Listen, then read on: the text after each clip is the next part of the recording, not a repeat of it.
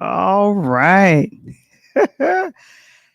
Happy Tuesday, everyone. It's Tuesday, August 15th. I cannot believe we are halfway through the month of August.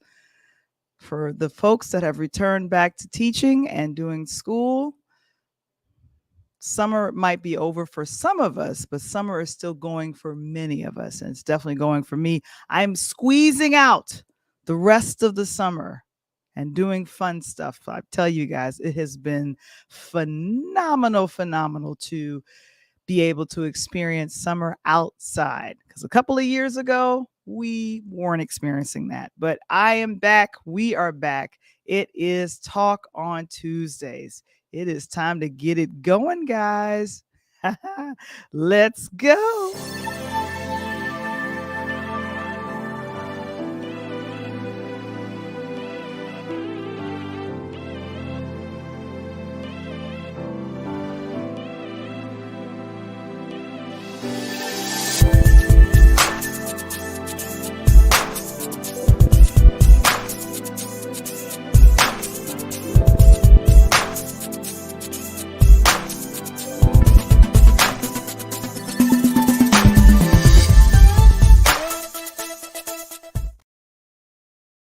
It is another Talk on Tuesdays. Oh my goodness. Good to guys. Good to see you all here. Oh my goodness.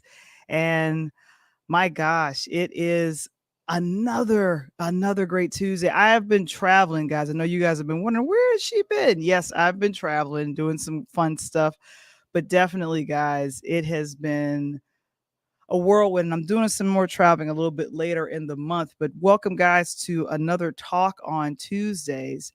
And I see Mr. Springer is in the chat. Thank you so very much for being here representing Brookland. We've been around for 3 years, guys. So excited. Our third anniversary just happened back in June. Back in June. So happy for that.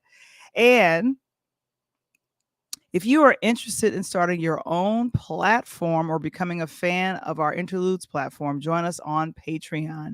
I'll ask Kevin to place the link in the chat. Become a fan or a member of our podcasting community today as we still enjoy some summer vibes out here. Come on with the summer vibes. That's what I'm talking about. Oh, my goodness. And also, our episode today is brought to you by Legal Shield. If you need a will or a trust prepared or updated, and if you're worried about identity theft, because that's been happening a lot, unfortunately, and you have a business that you're running and you need to protect or do a trademark for your name, learn how Legal Shield can help best represent you and your legal needs at the fraction of the cost. Please visit the website linktr.ee/Pure Light Media for more information. And of course, I'll have Mr. Springer in the chat. Go ahead and place that link there for you all. Oh my goodness gracious. And I am so excited. It has been an interesting, I want to say, weekend. I was at the PNC conference on this past weekend. And if you're here, guys, go ahead and give me a shout. Oh my gosh, thank you. That's right. Thank you so very much, Kevin. And I see one of my buddies is in. We enjoyed the PNC conference. We're hoping to have someone that attended the conference and who also is in a business for himself. So we chat every day on another platform here. But thank you so very much, Wise, for being here, and thank you so very much for that, Mr. Springer. Oh, I'm trying to figure out who this is. Howdy. I'm gonna have to look on my Facebook feed and see who that is saying hello, and Alejandro Grace. And thank you so very much for saying hello to the family. Oh my goodness, what did you guys do this weekend? I found myself at a street fair. That's what I was doing. I was doing a little street fair, and there's a lot of street fairs that I definitely enjoyed back in New York. There were street fairs all around, and I was just like, I know there's something happening in Chicago, especially for the summer. There are, what do you call it? There are concerts, there are art exhibits, there are many things that are exciting. And so here in the Shy, it's called Sundays on State Street. Sundays on State Street. So I'm gonna go ahead and ask the question to the chat. What did you all do over the weekend? Did you see any movies? Did you go to any special events? Many folks have been checking out the concert if you have the cash. The Beyonce Renaissance tour has been going. I know Janet Jackson, I think she's winding down her Together Again tour. And then, of course, over the weekend, there was a 50th anniversary of hip hop happening as well. So there was some things happening. And my goodness. So that's me enjoying myself here in Chicago and doing the Sundays on State. Now, it was only the second Sunday in July, and then I caught the very last one that just happened on this past Sunday. So I was really happy about that. Mr. Springer said that he saw Teenage Mutant Turtle. Was that any good? I know I loved the cartoon back in the day. I know I love that. One of our friends to the shows, the interludes, is Mr. Phil Fox, also one of our announcers for the audio podcast. Blessings to you. I am not going to butcher the name that I'm looking at right now. Blessings to you, Mr. Fox. I'm not doing it. I'm not doing it. I'm not butchering it. Oh, and I see that's Lorna. Thank you so very much giving us a shout from the state of New York. I appreciate that. Oh my goodness. But I had a good little time, and I'm just going to pray that the internet people don't grab me right here. But so it happened between Lake Street and what is this, Adams Street. So I walked the whole street fair. I noticed that normally in New York, when they block off things, if they block off a major street, they don't let any traffic come through. But I think they let the traffic that was flowing east and west come through. But the main street of State Street was blocked, and it was fun. Oh my gosh, it was so much fun. A lot of museums were there representing. Also, if you had children, definitely, because kids are on their way back to school or they're already in school, depending on what school district you are a part of, they had events for that. And of course, I got a chance to kind of walk around and see there was a lot of sound stages set up. Many DJs got their DJ on. And it was also interesting to see, I got a chance to get a up and close personal look at our new mayor, Brandon Johnson. I meant to put that picture in here, but I didn't get a chance to get around to it. Watching how you do a cubic shuffle. That was me. I have no idea what I was doing.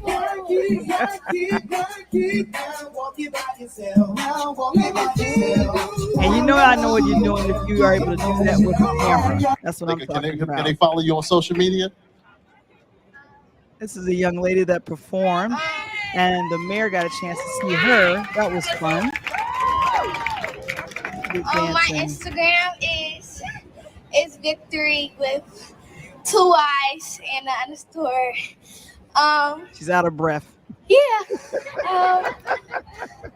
So it was really wonderful to see all the performers, all of the folks that were there representing different parts of the culture. There was anywhere between 25 to 30, I want to say, restaurants and vendors. Oh, it was like, and this is based, the Chicago Loop Alliance does Sundays on State. So I know, definitely keep putting in the chat what you did over the weekend. I'm going to be announcing what you did. Mr. Springer went to see the Teenage Ninja Turtles. So I think that was probably fun to see. And so, yeah. And then there was a place called Just NYC's Cheesecakes. I didn't get a chance to get a lot of food because the food lines were long, but that's okay. I had a good chance to, walk through. And as soon as my feet started to say it's time to walk back to the car, that's what I did. I spent about 2 or 3 hours out there. So that's Sundays on State. That happens every summer. And I think this was a big comeback since the pandemic. So this was a fun time. I'm going to go and see what you guys are saying, what you did. We'll get to him in 1 second, but let me see what you all did. Janelle said she braided her hair. That's exciting. Whatever it takes, whatever it takes. And yes, I was having a blast, Janelle. One thing that I've learned, and that was definitely in New York, especially when I didn't have a car, pretty much did the train and walking everywhere. I got a lot of steps in. And when I say steps, that was before people counted steps with these, magical things called watches and other things. So that was wonderful. Oh, Lorna said that she baked a sweet potato pound cake. Um, if we friends, Lorna, you need to hook a sister up. If you had a sweet potato pound cake, ooh wee, oh my goodness, that's no fun. I think Mr. Springer shouldn't Lorna share that sweet potato pound cake with us? Oh my goodness, just making people jealous over here. I don't understand it. Good gracious. All right, well, over the weekend, and I'm grateful that the interludes team kind of let me in on what was happening. We reviewed, me and Mr. Womble, we reviewed the Godfather. I think it was the Black Godfather, and definitely this gentleman who was very influential when it came to just about anyone in Black Hollywood. He had a hand in what happened with them. Clarence Avant, who, good gracious, the laundry list of things that he's accomplished. He started off, and he was from Greensboro, North Carolina. He was in New York, and he was based there. He worked with some of the greats, and I don't know if you guys know some of these names: Sarah Vaughan, Freddie Hubbard, Little Willie John, Jimmy Smith, producer Creed Taylor, and then, if you guys remember the gentleman Bill Withers, and I think he passed away, I think about a year or two ago. Very famous for Lean on Me, and also the song Ain't No Sunshine, where it's I know, I know, I know, I know. That's all I can say without getting hit.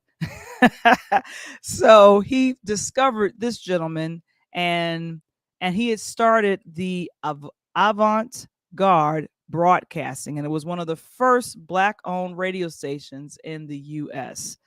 According to Billboard magazine, Avant was inducted into the Rock and Roll Hall of Fame in 2021, and in 2019, he was also honored by the Grammys. And over the decades, numerous and numerous of awards.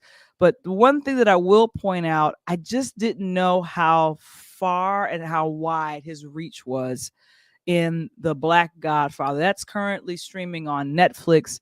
And myself and Mr. Wamba, we ended up reviewing this because I was like, I don't know who Clarence Avant is. I really don't know. This is him here with his wife, Jacqueline. They got married in 1967. Unfortunately, in December of 2021, she unfortunately passed away due to it was a very weird home invasion that happened. And so they had been married up until her death, and then he just unfortunately died over the weekend. But because of all that he did, he was the subject of the Black Godfather that came out in 2019, and it chronicled all of the things that Avant did. He was the barrier breaker and had such a wonderful legacy. One person told me, I remember people telling me about Clarence Avant, is when Soul Train was extremely popular. I don't know how many people remember Soul Train. Soul Train, television's hipest trip in America, and the hipest trip in America with guest stars. I'm sorry, I could do the whole thing. It's sickening. So there was Don Cornelius with Soul Train, and there was Dick Clark with American Bandstand. Did you guys know that Dick Clark was trying to do another version of Soul Train? And who stopped the progression of Dick Clark's, I want to call it bootleg of Soul Train, was Clarence Avant. He said, no, no, no. You have American Bandstand. Don has his thing. Everybody stay in their lane. He had that kind of power. I believe there was also, during the Black Godfather, a wonderful story shared about Will Smith and the meeting between Will Smith and Quincy Jones, and just kind of that you are going to go ahead and pitch yourself. You don't have to go home and prepare for it. People are here now. Go make that happen. Now, I could be mixing up the Quincy Jones documentary I also saw on Netflix and the Clarence Avant, but the power that Clarence had, it was huge. It was huge, huge, huge. And yeah, Janelle also said she watched it as well. And yes, and so this, I believe the documentary got more, I want to say, popular during the pandemic, and people were watching it. And then come to find out what ended up happening there. And definitely Bill Withers, good gracious. I know. I can't sing it again because I might get in trouble. And definitely Kevin is saying the cake that was baked. Definitely Mr. Springer wants. Oh my goodness. Oh my gosh. So that is what's happening with that. Unfortunately, and I'm not the one that likes to report death, but because we're going to be talking about hip hop and the 50-year anniversary, I'm waiting for Coach. Coach is here, so that's good. So I see Coach. Get ready. So if you guys remember Timbaland, oh my gosh, Timbaland and Magoo. They had some music that came out back in the 90s. They officially got started in 89 and was in high school when they started. Melvin Barcliff, aka known as Magoo, unfortunately over the weekend passed away. And ironically, his death comes over this weekend when everybody was celebrating 50 years in hip hop. And he unfortunately passed away at age 50. I know you guys remember that song, Up Jumps the Boogie, Boogie Jumps the Beat. I know you guys remember that. That used to be my jam. Aaliyah used to sing the hook. I think Missy Elliott was on that track. And then I think Genuine was just in there because what was happening, Missy Elliott was starting to come from behind the producer's deck and starting to perform more in front of folks. And then Timbaland was kind of doing his same thing, coming around from producing and then starting to appear. So I didn't realize that him and Magoo had formed this friendship back when they were in high school. And definitely Mr. Springer is saying he remembers that track. I wish I could play it. I gotta work on getting clearance for music. Oh my goodness. That was a jam. That was it. Yeah. Okay. Lorna, thank you for confirming the story for Will Smith. Definitely. That's in Will's book. Oh my goodness. But definitely that is one of the things. And so Up Jumps the Boogie, and that was popular. The cause of death, no one is talking about what happened. But one of the producers, R&B star Digital Black, according to Billboard magazine, reported what happened on his Instagram posts and said that he shared the Timbaland 1997 Welcome to Our World tour. I think I have it here. Let me see. Yep, that's it. That was their album. I think that's where Up Jumps the Boogie appears on that. So good gracious. So many people contributed to this genre of hip hop. And Magoo was one of the folks that worked hand in hand with Timbaland on a lot of tracks, and they would do things together because Timbaland was getting extremely popular for all of the numerous folks that he produced for, including the late star Aaliyah. Good gracious. So this was hard to hear about, and so young. This is one of my favorite shots from the music video, Up Jumps the Boogie. And so we got Timbaland, we got Missy, and that's Genuine. I don't know why he's looking so sad. Everybody's looking all serious and hard. And of course, the beautiful Aaliyah, and now Melvin, aka Magoo. He will surely be missed, and I just will be praying for both the families of Clarence Avant as well as Melvin's family. I had to mention these guys because number one, we're talking music and we're talking the 50th anniversary of hip hop. Oh my gosh. So, and definitely, yeah, I remember that track as well. I usually do this. I say, oh my gosh, we're coming with sports, but we're not coming with sports. We're just coming with the coach. Here he comes.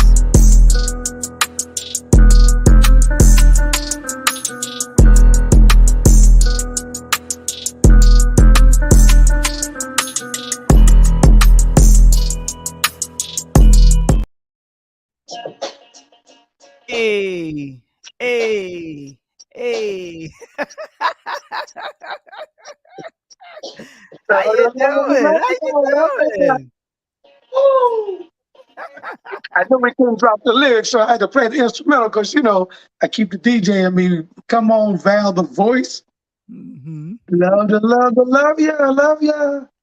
Ooh, come on.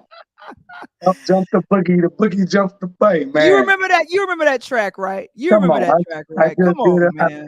You asked me what they did over the weekend. I just dropped a set over the weekend, old school hip hop volume 2, coming from none other than one and only DJ Mixmaster Tone. That's another hat that I wear, Val. He wears many hats, ladies and gentlemen, and I figured it would be the best to bring him in to talk about it. We had discussed it via text message, myself, a part of the Interludes team. We were like, yeah, let's talk about hip hop. And I'm thinking to myself, what best way? Not only is Tony a coach, he's also a DJ, as he just talked about, dropping some gems and gems over the weekend. So so it's 50 years. The actual anniversary, Coach, was Friday, August 11th. I cannot believe it. Friday, August 11th was the actual date. Yes, and it's like, wow. And I didn't even realize it. Hold on, I'm sorry. I didn't even realize it, Val, until I was reading up on some things, and all of a sudden, all my YouTube stuff started going off with all this old music and documentaries. And, you know, you asked me what I did on the weekend. You and Kevin are slave workers. Y'all had me doing homework this weekend, reading and watching stuff and taking notes. I'm like, man. Oh my gosh. Oh my gosh. So I figured between the two of us, we would have covered at least 2 docuseries or documentaries that premiered over these last, I want to say 5 to 7 days, because since the anniversary on Friday, August 11th happened, it's been coming. And it started a month off. It started back in July, but they really started to come and hit all of the streaming services. There's something on every streaming service, a documentary about hip hop. If not hip hop, a Pacific artist. I think Biz Markie was one for, and that's streaming on Showtime. Did you get a chance to check that one out? Yeah, you know, I checked out Nobody Beats the Biz. So, you know, and I'm gonna tell you, Val, just to give kudos to, I don't know what station everyone listened to in the morning, but CBS with Gail and Nate and those guys, CBS pumps up a hip hop artist weekly, if not 3 to 4 times a week, which is amazing. They've had LL Cool J on, they've had the Locks on, which I was like, wow, my boy was on there. They brought some of the old school 80 DJs on. I mean, CBS has really been doing a great job of just remembering and praising the 50 years of where we come from, this genre called hip hop, and they thought it was going to be dead by now, Val. I know. And I'm thinking to myself, why in the world would you think hip hop would die? In 1973, I think it was Kool Herc. Kool Herc. Yes, and what we used to call the basement parties in the Chi. You know what I'm saying? With the blue light on downstairs, get your clothes burned on for promotional purposes only.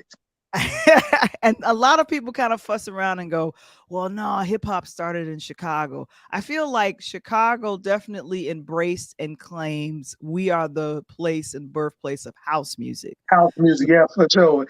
And the birth of all hip hop came out of none other than New York. Now, they will argue which part of New York, but basically Harlem, because that's where Kool Herc was from, uptown. And then spread it quickly through the Bronx and everything else.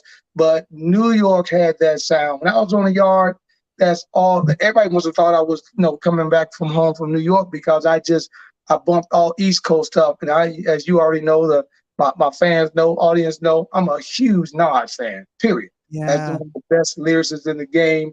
And but New York just had that had that sound. And when you was in school, everybody was coming at everybody.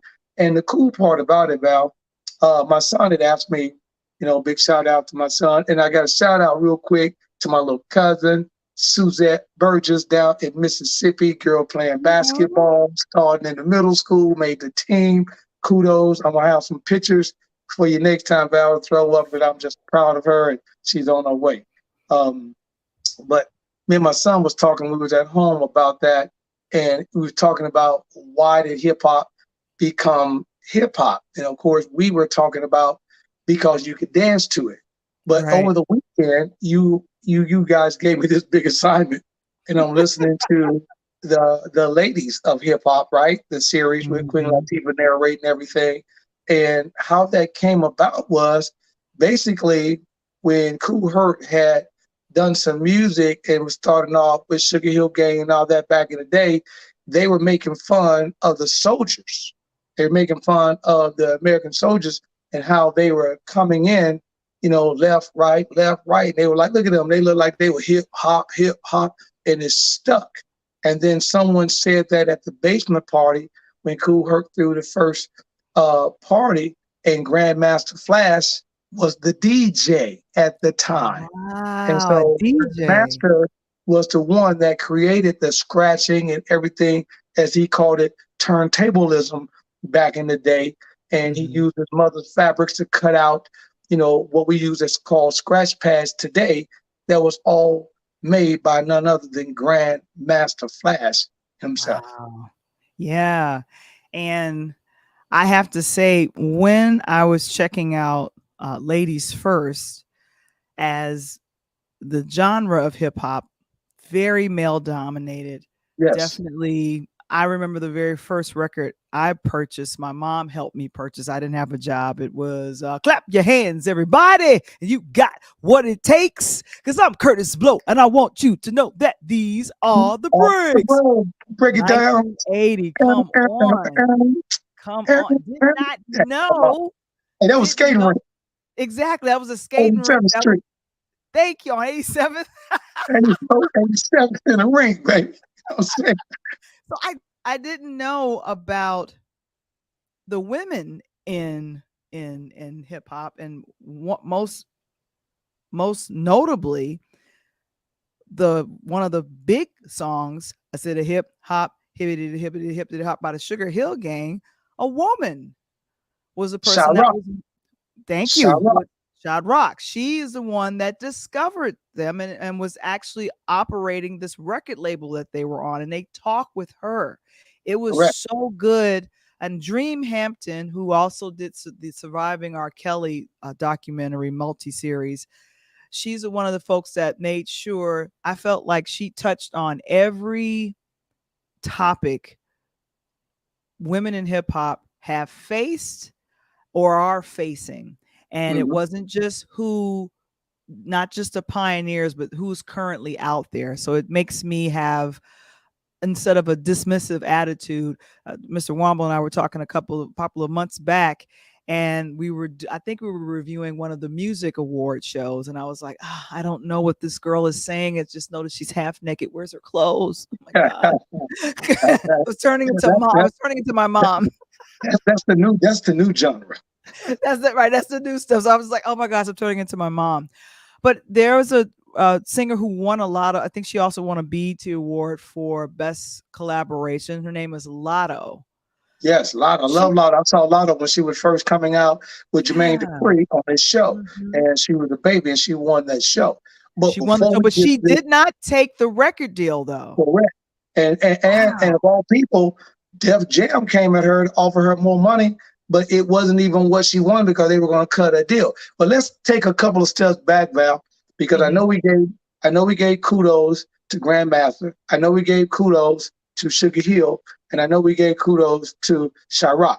But none, when I say none of this occurs without Christine Robinson, who was a young lady who saw these guys rapping and created the record label Sugar Hill Gang Records.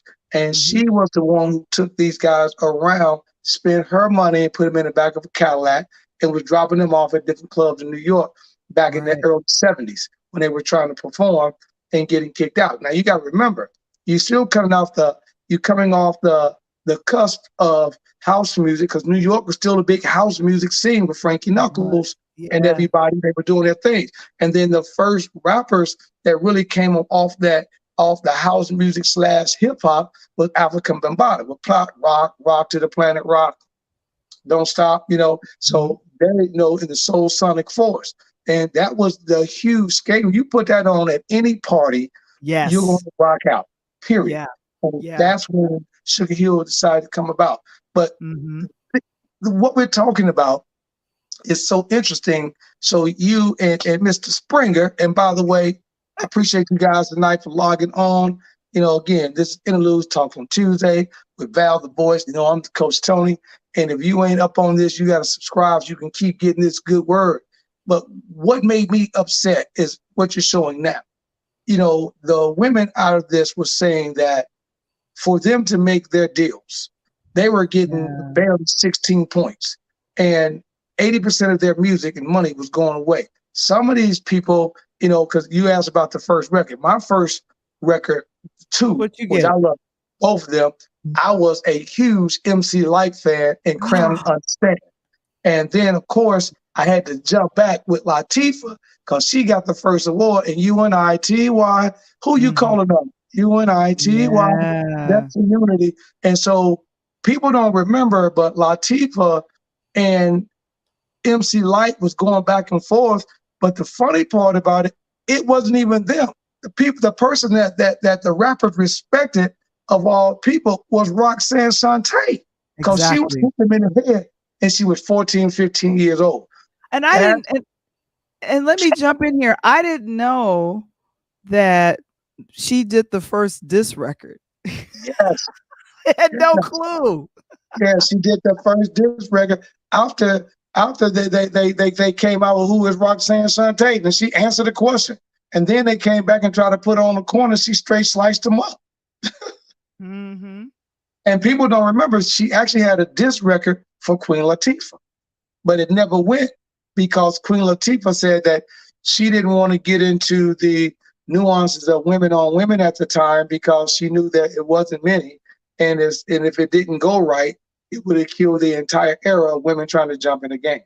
Smart. Right. And here's the other thing. I mentioned Lotto because she had talked about, they interviewed her. Now, what was fun about, I think each episode was voiced over by this young lady, Rhapsody.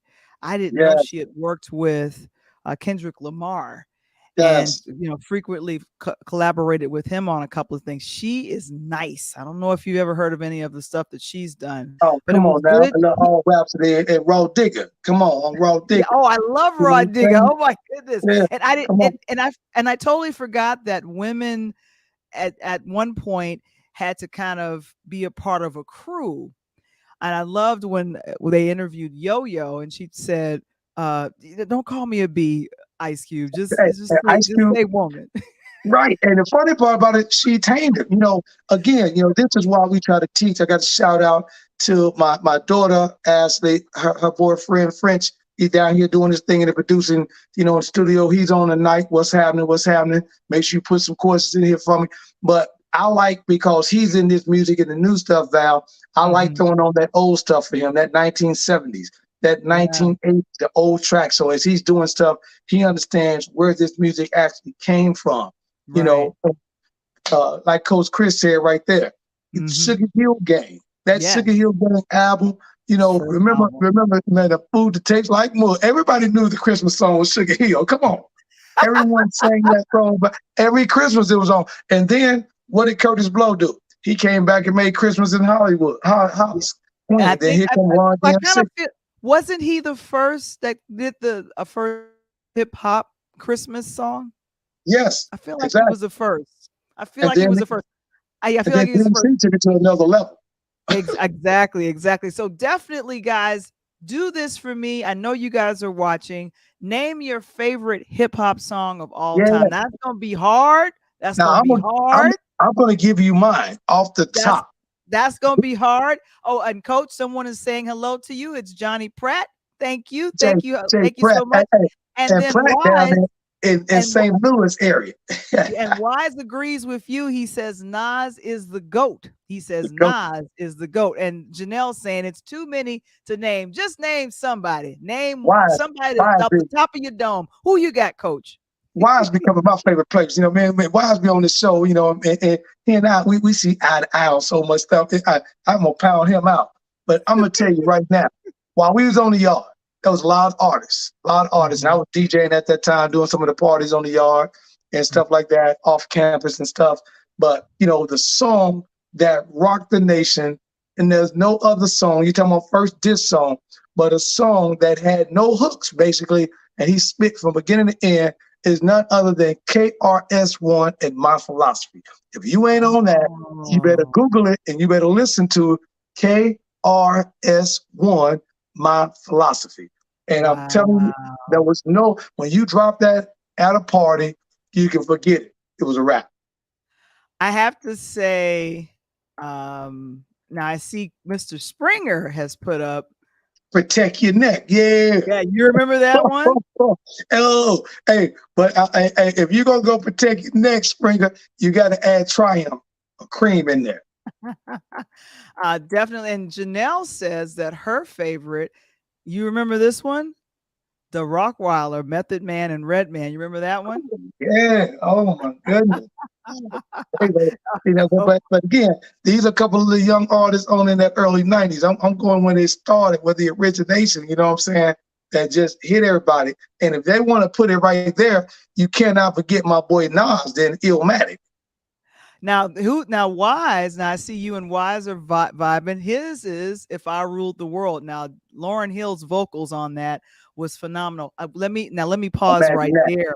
Going back to the Ladies First documentary, oh my goodness, when it was spoken, I didn't realize that it was required for music videos when it became popular. Some artists only requested mixed girls or very fair skinned girls. And one girl. Right. And so it was a lot of, with Lauryn Hill's success, it was a lot of young rappers who were looking up to Lauryn. This was the first time they saw a brown skinned girl flowing and singing at the same time. One of the things I loved about Lauryn Hill was that she could flip between verses as well as singing. And I just, you know, I was just like, oh my gosh, who is this? The Miseducation of Lauryn Hill.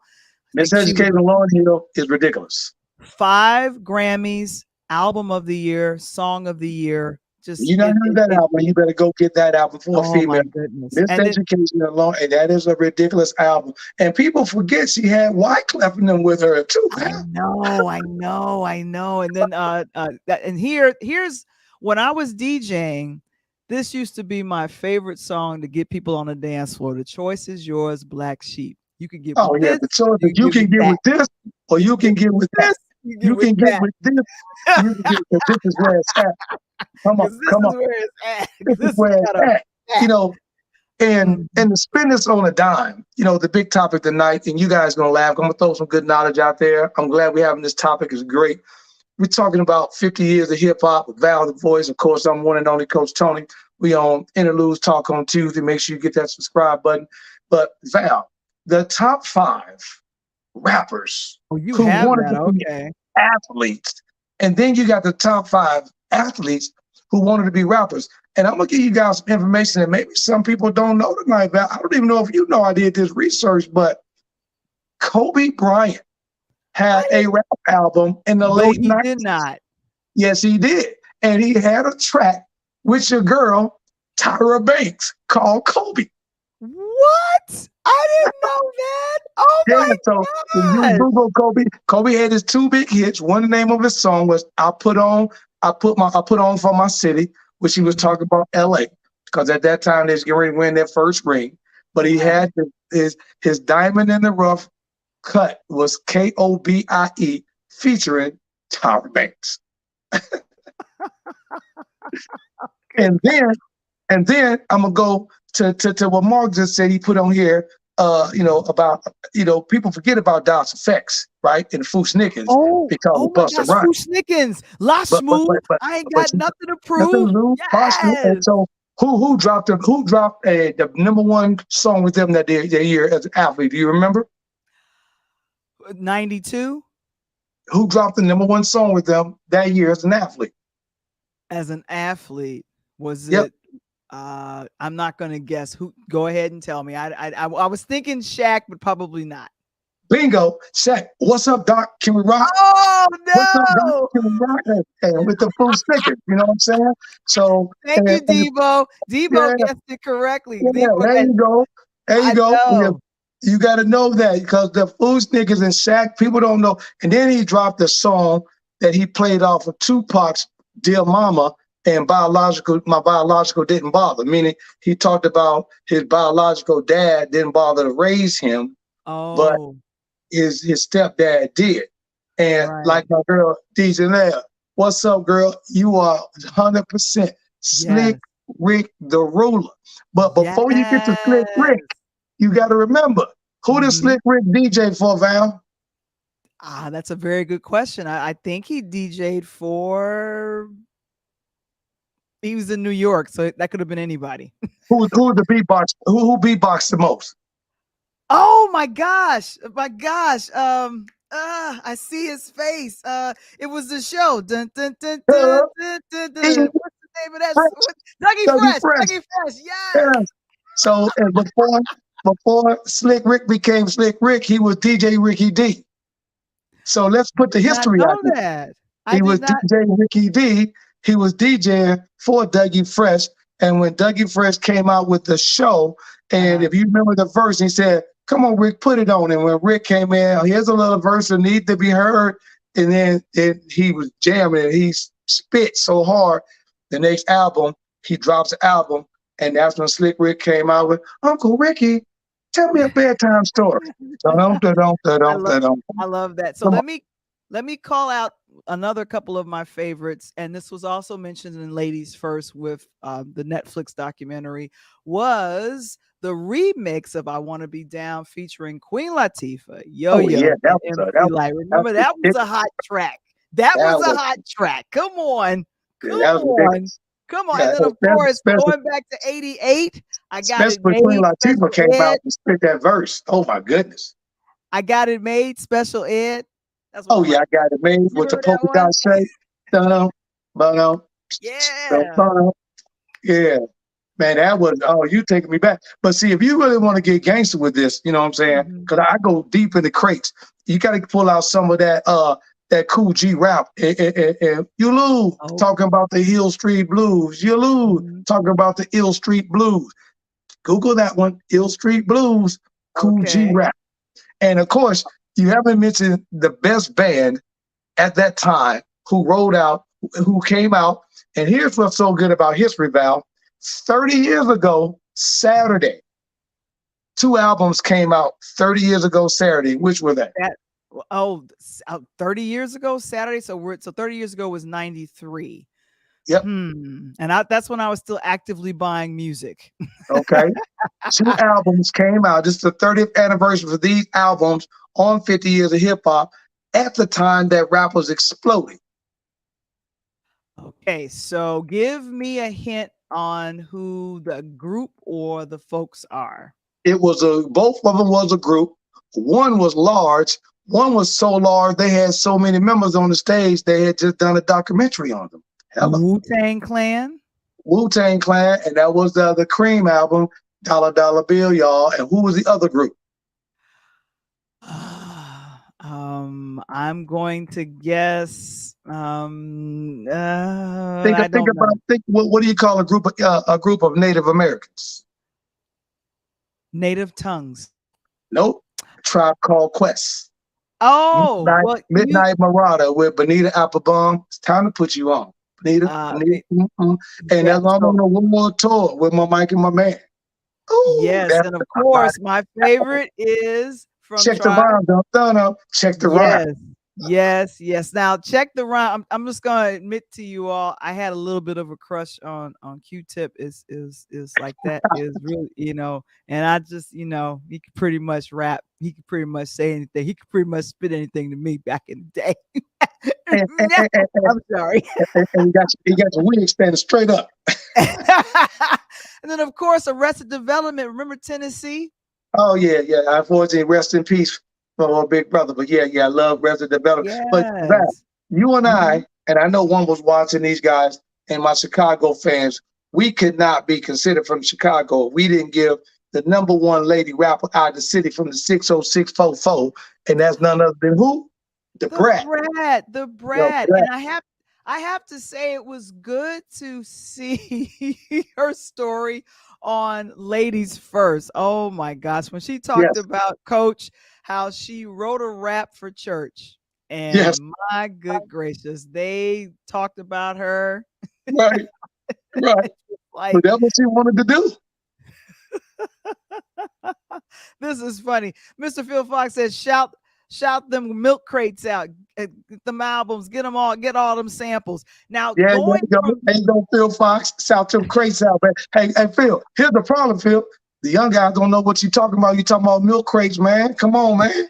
They don't know nothing about the milk crates. They don't know about oh my, carrying them albums in the parties. I had to carry about 6 or me 7 milk crates too. in the party. Me Oh, yeah. And then, too. I Me, can't forget Biggie. oh Come on my now. goodness. Yes, Biggie and yes. Park, that was ridiculous, But, Oh my and, gosh. and And I see this is Millie. Thank you so much for being here, Millie. Oh my goodness. But what I have to say, um, Audio 2, they the did two on the Milk. nose, Remember that? And that milk beat, is chilling.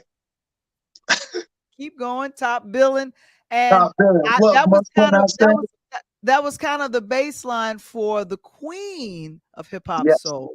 And that was Mary J. Blige. That was, I think, Real Love. That was Man, Audio I 2. tell you, when the young lady was talking about speaking of baseline, it made shivers when she said she was working at that time for Def Jam in the Mhm. office, and she was just supposed to write up the lyrics for the credits for Method Man when Method released that album in '97, and Right. and they were trying to get it at that time. Mary J just came off that tour in '95, '96, and Mary J was hot, and they did "You Are All I Need to Survive," and she said, Yeah. and all she wanted was Shorty. When he spit that verse and started talking about that, she was like, "Oh my God, this is a hip hop guy from the Wu-Tang, come bounce out to do a single album, and his first cut on the single is talking about a brother that's out here lost who finds basically a woman that's lost. They connect in the streets and they make just connection on the oh man, it was just ridiculous, and And then of see course the fun thing about this is, and I gotta stop sharing this.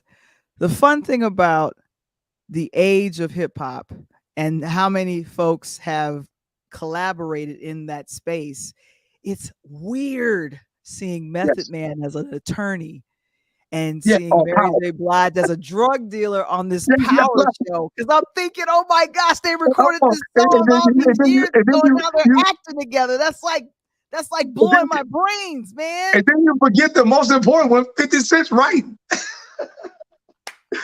It's 50 Cent shot. Get that producer move. Get that. Oh my goodness. And out of all three of them, he the one that got shot 10 times. Oh my gosh. Well, Coach, your friend here, Chris, says his top 5, number 1 is Tupac, number 2 is Okay. Biggie, number 3 is Ice Cube, KRS-One is his, and 5 is Snoop Dogg. If you guys can do your top 5 Oh just my like goodness. Chris did, Chris, I let's think do it. that Let's do it. I think that Chris, you and I are exactly right, except one other thing. I gotta move Cube and KRS-One. KRS-One has got to move to number 3 for me. Snoop has probably got to stay at 5, and then of course I love Ice Cube on that because when NWA hit in '89, and they straight up changed the thing. But you forget one person on that Coach Chris. If you're gonna love those West Coast guys, you cannot be, you got to say Ice-T and Too Short's got to be a close 6 and 7 because without Ice-T, there is no Ice Cube them in gangster rap. Because 6 in the morning, Police at my door. So y'all don't know about that. Google that track too. 6 in the morning by Ice-T. Do you remember? And since you're mentioning Ice-T, do you remember? What was that? Electric Boogaloo. What was the name of that movie? Oh yeah. Get down to Electric Boogaloo. That was a Right. Wanna Well, no, no, take no, you no. higher. It was Breaking to Electric Boogaloo. So it was the sequel to Breaking. So I was Right. watching that over the weekend and saw a very young Ice-T in this film. That film came out, I think, in 84, 85. And I was like, is that Ice-T? Ice-T has been out that long? And he was Yeah. very small. He probably Yep. did some kind of like, unity rap or something, because they were doing Correct. something for a And now he's community the longest center. running African actor, even more longer than Denzel Washington for a Mhm. TV drama show. And Mr. and Mr. Springer, here's his top 5. What do you think about his top 5, Coach? Nas, Notorious, Mobb Deep. Hey, only thing about that is, how could you put Mobb Deep in there when Tupac killed their careers? Only thing about that. I love him, Wow. but you got to take Mobb Deep out and Pac killed their career. I love Nas' situation. I love that, but you got to have Pac somewhere in there, and I love the rest of them. But here's the funny part about it, Val. When you Mhm. flip this whole situation, then they're the artists too that wanted to be athletes, right? And do you Right. not know that also Deion Sanders had a big time rap song in the early 2000s because named Must Be the Music. He talked about Must Be the Music. Remember that Turning On? Remember that song? I He remember remade that, that. yeah. Here's the song Must Be the Money. So that's what he was doing. Okay. But when you're looking at these rappers, and these rappers that actually played sports, the biggest one that comes to me, the number one kid on the block, and Springer's talking about Nas, is my guy J. Cole. J. Cole from I like Fayetteville, J. North Cole. Carolina. He was a Yeah. basketball player. J. Cole is now spitting bars. Nelly. A lot of people don't know Nelly. That's shout out to my boy Johnny Pratt down here in St. Louis. Before Nelly created the Lunatics, Val, Nelly was a baseball player, played in the AAA baseball system in St. Louis, who won an All-Star MVP and had several teams in Major League Baseball offering him a contract, Nelly? and he decided to go into rap. So, Nelly? Nelly. And then I'm I'm gonna going really down, baby. hey, yeah, hey, That Nelly? that Nelly. Hey, you better get your I'll give me one pair of Air Force Ones. And then I'm gonna really get you this Mhm. guy, Ricky Rose, Rick Who was Ross. that? Rick Ross. Rick Ross, Okay. the big Okay. baby himself, played football in Georgia at Albany State before Wow. deciding to become a rapper. And then, of course, those that don't remember, 2 Chainz was a basketball player down at Alabama State himself. So you have got a lot of rappers that want to be athletes. And then, of course, the one that I really couldn't put in a bold valve because it goes both ways is none other than Master P. Master P Okay. got an opportunity to go to University of Houston to play ball, and then he ended Okay. up in the NBA playing for Toronto Raptors and the Charlotte Hornets. But obviously, you know about his career. Master P became Master P. So that's So where we stand on that list. okay, and here is now Y's top 5, and he's got Nas is number 1. LL is in that group. He's got J. Cole. He's played some music from J. Cole. Wise does a little DJing as well. I love Biggie's that in whole there list, too. Wise. I love that whole and my boy Nas and oh, by the way, Wise, you may want to get a ticket because Nas and Wu-Tang is coming to Nashville in September, baby. So I'm gonna be there. When will they be in North Kakalaki? That's where Wise is. North Kakalaki. I need to look it up and find out, but I know they're gonna be in Cashville in about the next 6 weeks. So I'm loving life on that one. And Chris is agreeing with you that true Ice-T was the first West Coast gangster rapper. And also Mr. Fox has his top 10, has his top 5. But he's Biggie. What It's Fox all got? Biggie. What Fox? It's all Biggie. It's all Biggie. Hey, Fox, what he say? It was all a dream. Used to read Word Up magazine. So Janelle And said what my girl got? What D got? What she got? Yeah, Janelle, she's an East Coast girl. So her There number you 1 go. is Wu-Tang, right over Okay. there in Staten Island. Pete Yup. Rock and CL Smooth, yeah, they reminisce. Ooh, Was a yeah. hot track. I'm so sorry. Chubb Sleep Rock. on Oh it. my gosh, I forgot about Chubb The Rock. Chubster and Oh, Biz. wow. Rest in peace. Nobody beat the Rest in Biz. peace. Yes, and then And of rest in course, peace, DMX. Biz Markie has a documentary about him currently Yes. streaming on Showtime, or you can Yes. see that on Hulu if you Yes. subscribe to Showtime. And then, of course, DMX. DMX. What? What? What they really want from him? What? Don't we know? What? Hey, where my dog's at? Hey, and if you gonna ask Eve, hey, that was that anthem, boy. That was that anthem, Rough Rider. You can put that on any party and never play the record and just play that. And everybody will run to the floor. Stop. Exactly. And shut it down. Open up shop. Rob. Whoa. Whoa. That's a Rough Rider. Oh, come on, man. Who was the first lady of the Rough Riders? Who was the first lady of that? If you didn't know, you better ask somebody. Come on now. I'm DJing over here tonight, Val. Y'all better throw some tracks at me. I'm telling you. I have to say that during the documentary for Ladies First, it was good to thank you so very much for that, Janelle. That's right, Rough Riders, and then EVE. A lot of artists definitely patterned their, I want to call, or diversified their careers in the same way as Latifah did. Do you know Latifah got her acting break in I think it was New Jack City, and on television on The Fresh Prince of Bel-Air. Fresh Prince of Bel-Air, exactly right. Fresh Prince of Bel-Air. So a lot of rap artists, if they go, you know what, I want to have a life beyond music, I'm going to diversify and do other things. And if you see anyone, they have done something in clothing. They've done something either in acting.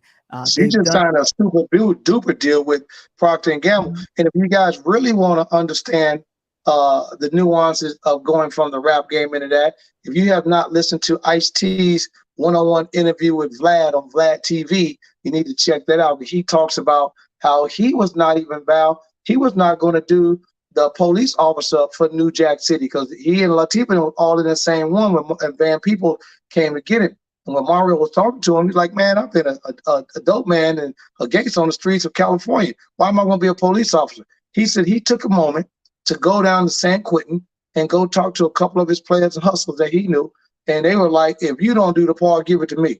Because if you out here on the street hustling and you now got an opportunity to go get the free money by playing the other side, you already know what the police is about. Go play the role. And that's how he signed up for that. He crushed the role, and him and Wesley Snipes, and next thing you know, he was getting a deal to play a police officer on TV.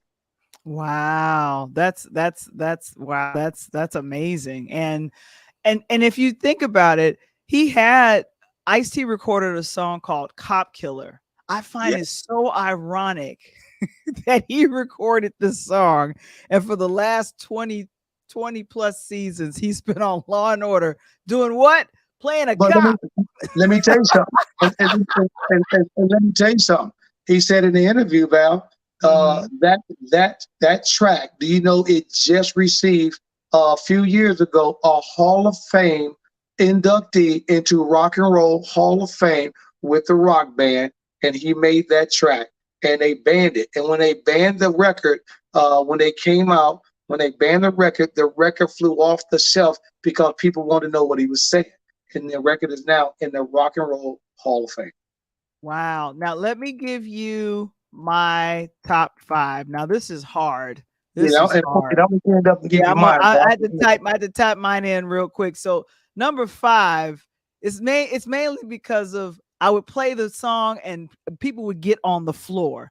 So Tupac, if people go, is it Biggie? Is it Tupac? I would always be like, I'm gonna go for Tupac. Now I couldn't say that too loudly in New York. They got upset with me. If I said anything bad about Jay-Z or anyone else that came from New York, I would get beat down. So I would not say anything bad even on this broadcast about anyone from New York. I'm not going to do that. However, if you're going to talk about the lyricists between Tupac and Biggie, I'm going to go in the direction of Tupac because I like what he did when he first came out. There was conscious rap. So Busta Rhymes, oh my goodness, even currently just kind of that tongue twister situation that was happening that he's been doing. Of course, Queen Latifah. I was just happy to see somebody look regal and also rapping. She looked regal and rapping. And of course, what brought me back to listening to rap was this gentleman named Kendrick Lamar, who was one of the few artists that has won a what is that called? A Pulitzer Prize for Damn. I think that was the name of that album. And then, of course, We Gonna Be All Right got me through 2020. I'm so sorry. That song saved my life. A Tribe Called Quest because of my crush on Q-Tip. And of course, my number one, day one, and I met her in person twice. I had to do photography for an event for a non-for-profit, and I said, okay, MC, I need you to stand over here by the president and some other folks. I was like, but this is the 40-year-old talking to you as a photographer, but there's a 17-year-old that's going, oh my gosh, it's MC Lyte.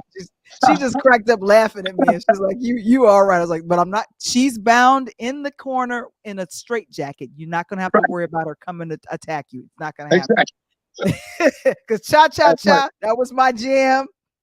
Georgie Porgy, that was my jam. Porgy, oh yeah. Georgie Porgy.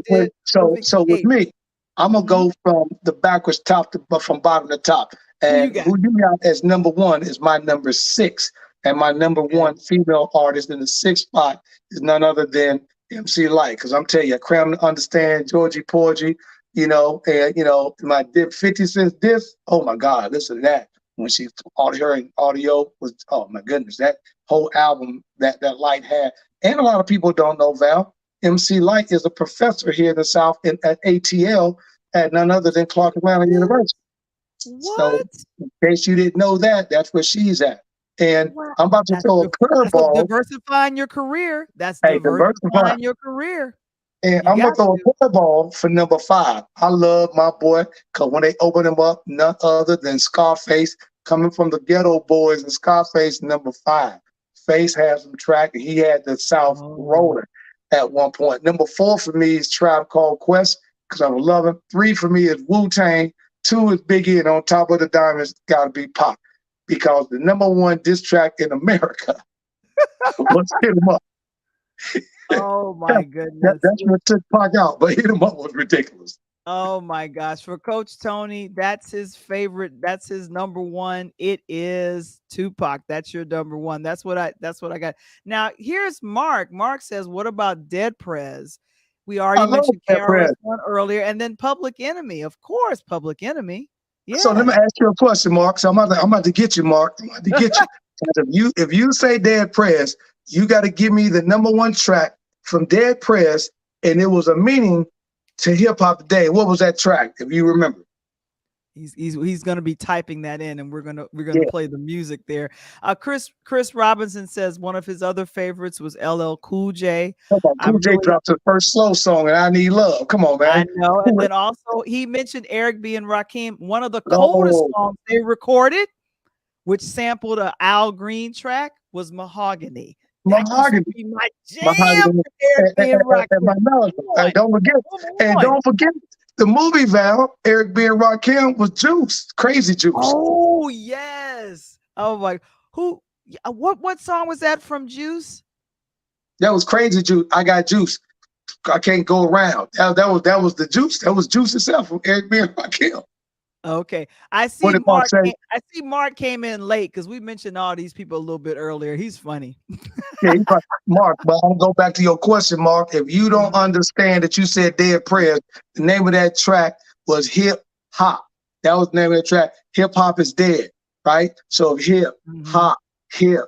I run it hip hop, hip. I'm talking about they talked about how hip hop was dead. Kind of the same way that Common did I Used to Love Her. And people didn't realize, they thought that, it was a diss. It was a diss against Ice Cube. And a lot of people don't know that. But what he was talking about is hip hop, how hip hop had left the East Coast and went to the West Coast. And all of a sudden it bypassed Chicago. And then when Chicago brothers got it, and Twista and Common, they didn't want to get a shy, a lot of their props. Because at the time, in the early 90s, what was Chicago's nickname at that time, Val? Do you remember?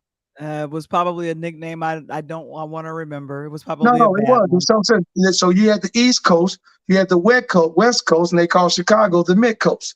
at that time. So Chicago's nickname was the Mid Coast for a long time because of Common and Twister, and they were coming up out the woodworks, and that's when Chicago came. Now Chicago run the music with the drill music with Lil Durk and these boys. I love what they do. So Mr. Phil Fox, these are his top 5 groups. And Bone Thugs and Harmony, is that they're from the West Coast? Is that correct? No, they're from Ohio, Cleveland, Ohio, baby. They're from Cleveland, Ohio. Okay, and then NWA, number 3 Wu-Tang, number 4 Black Eyed Peas. I like them, and then also Naughty by Nature. Oh my goodness! Remember the song that they did for Juice? Oh yeah, We're yeah, gonna that was rock. it. We're gonna Yeah, roll, Naughty. We're gonna throw, man. That was another amp. That was right before. That's when Tupac was on the run from Luke to run up that building. but hey, and Phil, I like that. Except one thing, Phil, Bone Thugs and Harmony got to get out of there. I like them. I don't think they had enough albums. They're great. If you want to do anything, you got to put Cypress Hill. If you want to talk about group, we got to talk about. I think I just killed him, man. And here is something you can understand. You got to put Cypress Hill in there. You got to say it like, here is something you can't understand. I want to get Killer Man. Oh, Springer, I love you even more, baby. That go Onyx. Yes, and DMC. Boys. Let the boys be boys. And DMC. People top 5. This is Mr. Sleep on DMC.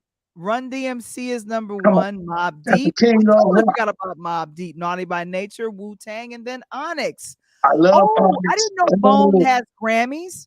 Mr. Fox said Bone has Grammys. People slept on Onyx, though. Onyx was cold. They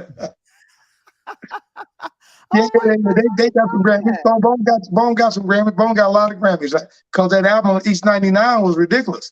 East 99. Man, that East 99 album. Now here's another great one, EPMD. Remember Eric Sermon? So what you saying? Right? That was the name of the track. So what you saying? See? Got you on that one, Val. You didn't even realize. You sure? Yeah, I was like, oh my gosh, yeah, I forgot. What was the track that I used to play? Where are you on? What was the name of that? I forgot the name of it. Let's get up, let's get down. Talk about that was a jam. Yes. Let's get up, let's get down. Yeah, that was my. EPMD. They were so hot. But here's a lot of people forget, and when he put Onyx in there, people forget Leaders of the New School.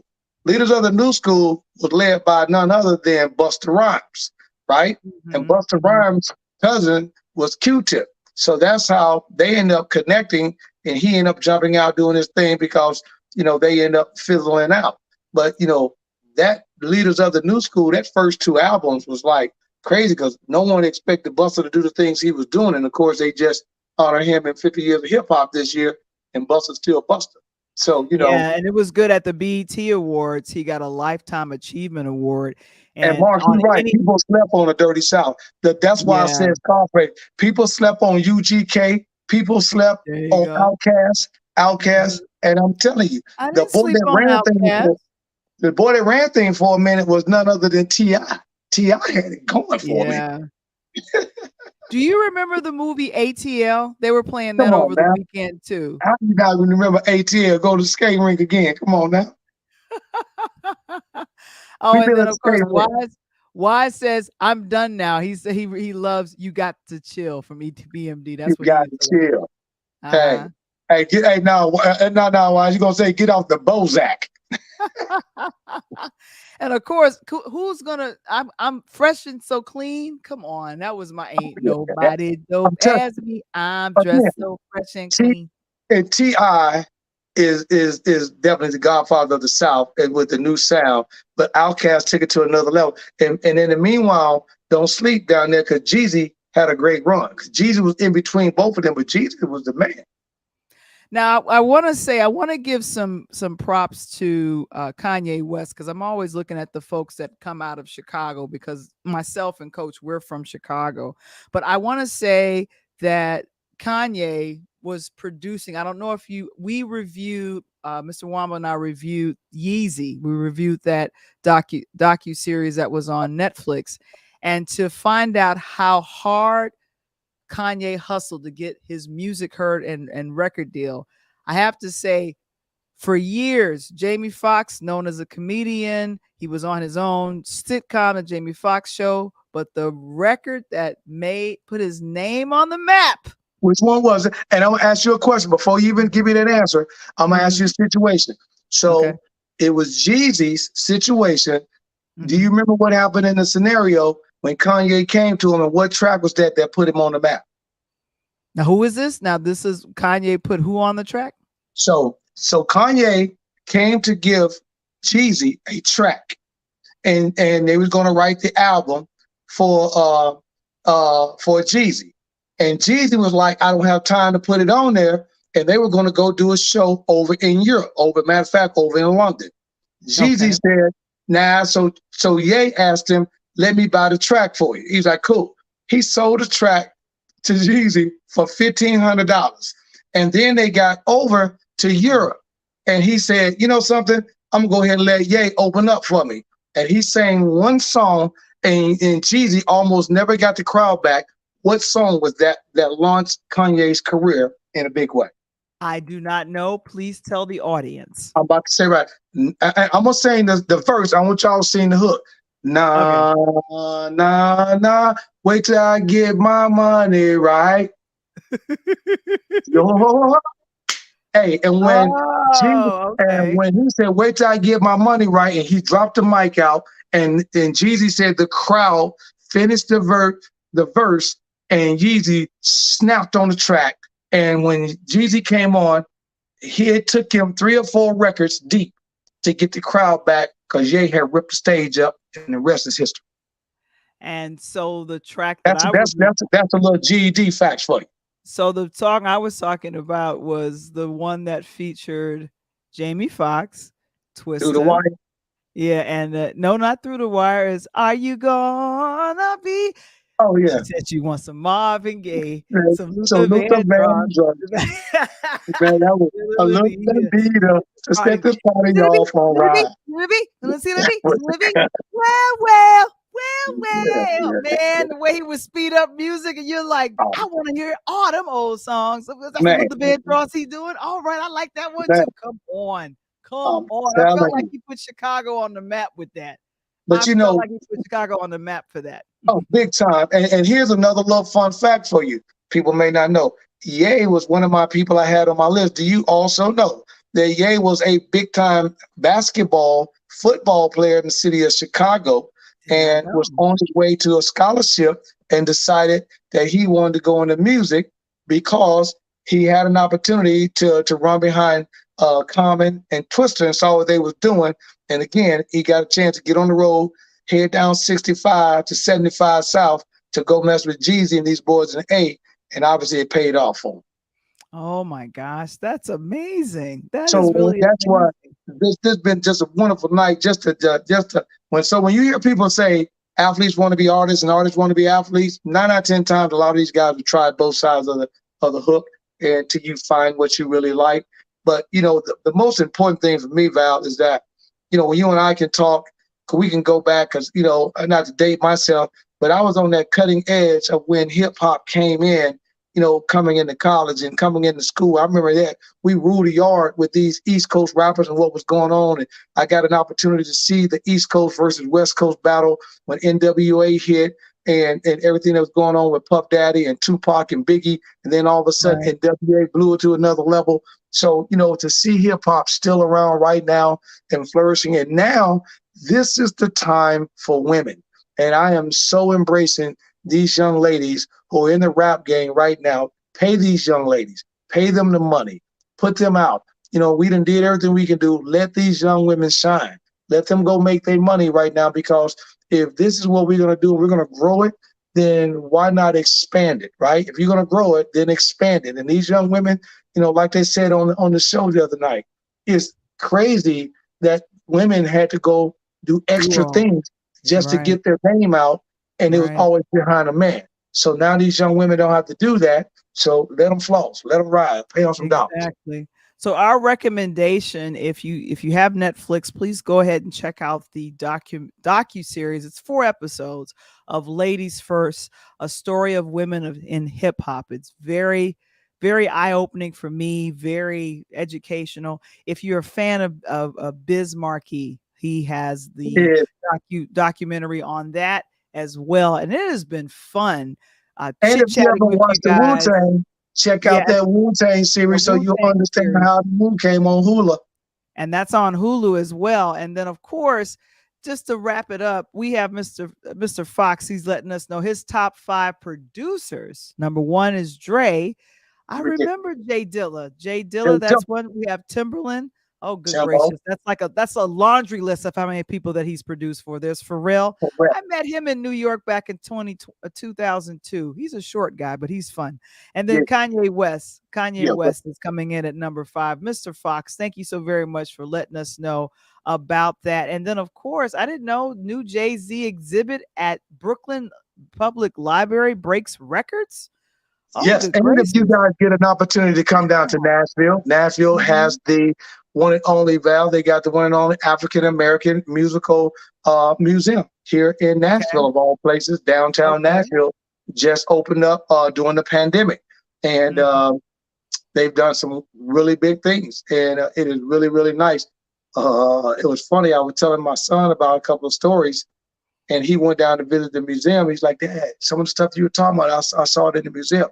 So it's good that we get an opportunity to preserve history. Like, like the number 1 purchased things last year, Val, was vinyl. Vinyl is coming back. Yes, vinyl. Yeah, vinyl is coming back. And then, of course, Mark mentioned, we mentioned Sylvia Rhone earlier, but definitely many of the trailblazers in hip hop were women. And so I know we mentioned a slew of men, but a lot of the folks that have their careers that even discovered and created record labels, they were women. And so, like I said, I have a blast chit-chatting about it, and I just didn't realize how much hip hop is in my record collection. But I'm definitely learning now to embrace the young folks, the people that's young enough to be my children. Hey, when you first learn I'm still gonna turn into mama and say you need to put on some clothes. I'm still gonna turn into your mama and be like, I need you to cover up. It don't need to be all. You don't need to have it all out there and I have no imagination. However, I go and listen to an old Missy track and I'm like, oh wait a minute, she's talking about the same thing. I have my son, his friends be tripping because they look up like, how you know about that track? Hey, I keep my ears to the street. Like, again, now my favorite young artist right now is none other than Chicago's own Lil Durk. I love Lil Durk. I hate to see what happened at Lollapalooza this past weekend, that somebody came out and they faked like they had 2 or 3 shotguns in the UC, and CPD had to shut it down. They found out it was a false alarm, so they canceled the concert. But at least he was, he had canceled the other concerts because he was sick. So at least he came back home to, to finish the show, and I was really proud to see him do that. But I just wish that the voice he has right now for this young audience, I'm hoping that he continues. He said he's gotten off the drugs, he's cleaned himself up, he's done some positive things, and I think the young guy got an opportunity to jump into the acting world himself, based on some things he's doing.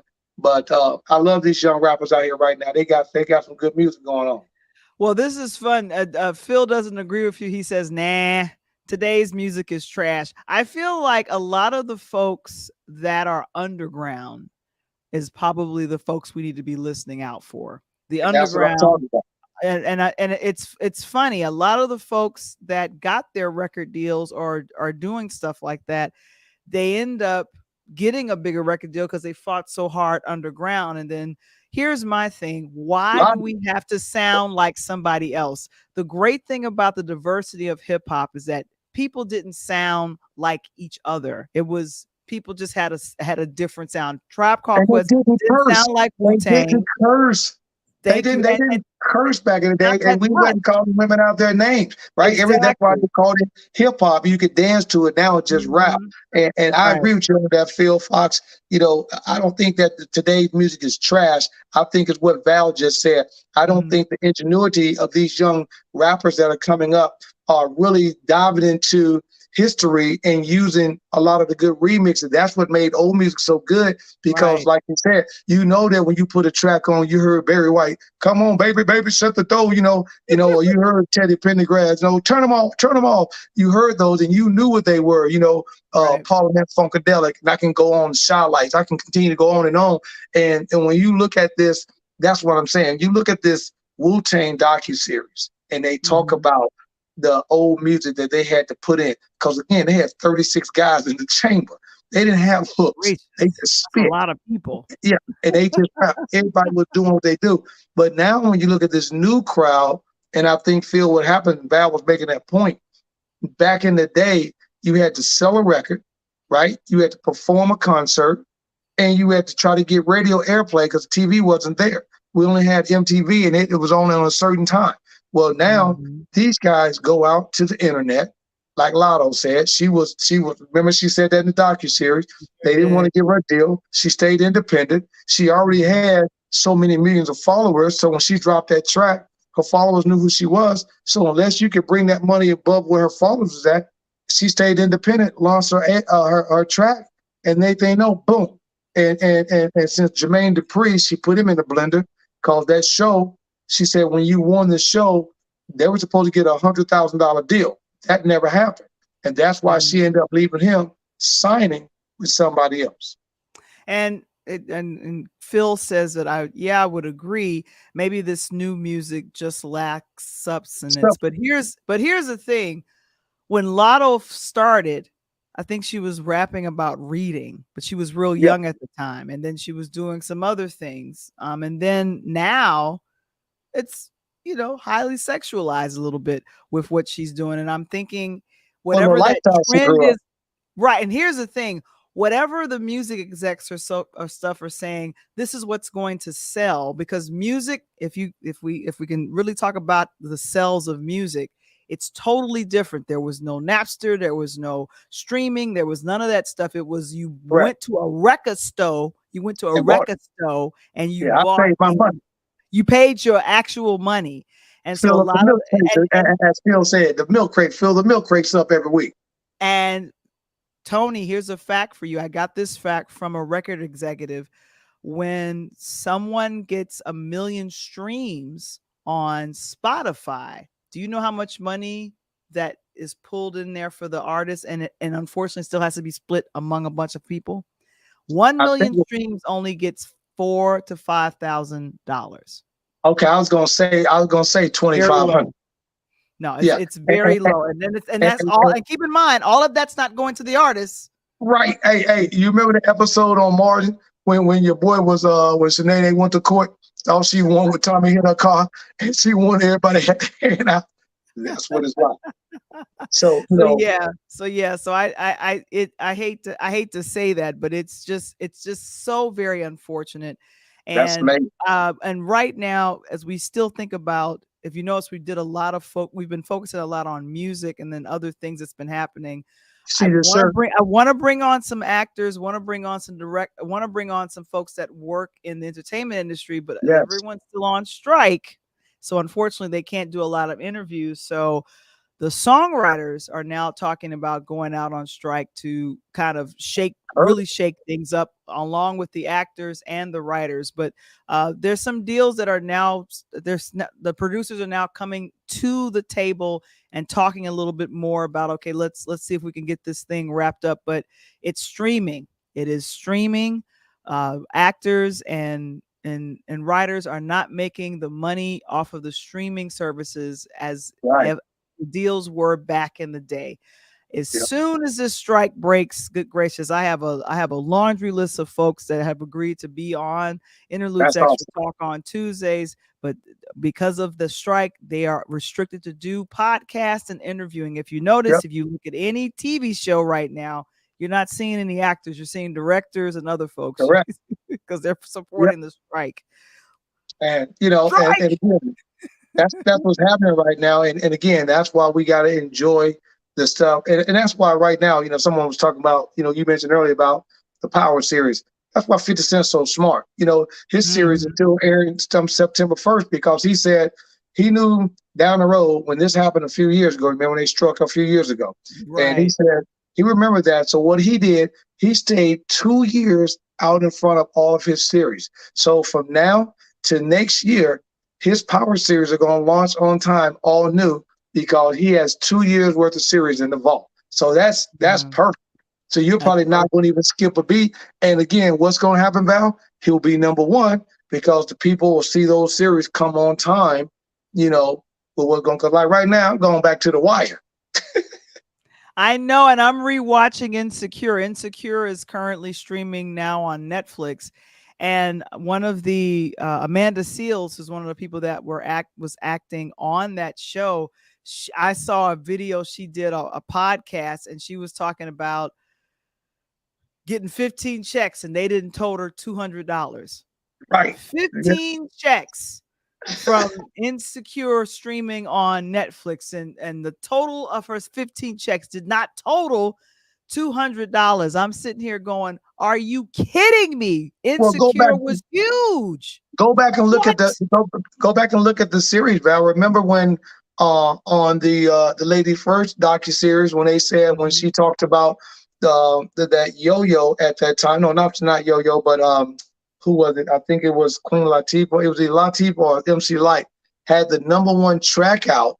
And what they did was that the label would tell them what I need to do. I'm gonna pay you half your money up front, and then I'll pay you the remaining portion when the track is done. And what was happening with that for the most part was that they were paying the artist would get most of her money up front, and not knowing that when the track was being completed, that they weren't even going to get paid in the backside, and they basically were working for free. So that is a change. And then of course now you're looking at the simple situation that everything is streaming, everything is by numbers, like you said. Is if they're not pushing out on Instagram and pushing out on Twitter, which is now X, and these other ways to get stuff out, on Touch, SoundCloud. They got so many avenues to push music out in order to make it work. And that's the only way the artists are getting paid. So it's kind of interesting. I think we lost Val, the voice right there. I think we lost Val. But there you go. There she is. There she is. There she is. She wanted the black cloud. We're gonna wrap it up right now because my goodness. Wrap it up by letting everybody know this has been one of the best shows we've had this year, and this has been great. I love the feedback. I appreciate you guys, and the Pull Up Podcast is going to be launching in the next few weeks here, and I'm excited about that. And we're going to give you more of this, and Val and I still going to be rocking and rolling. But for 50 years of hip hop, Kevin, Mark, Phil, Wise, D, I appreciate all the feedback tonight. That was awesome. Appreciate you. All right, guys. This episode was brought to you by Legal Shield. If you're having some issues with wills, trust, and you need some help with trademark, if you have your own business, learn how Legal Shield can help represent you and your legal needs at a fraction of the cost. Please visit the website linktr.ee/Pure Light Media for more information, guys. And we have a brand new audio podcast coming out on tomorrow.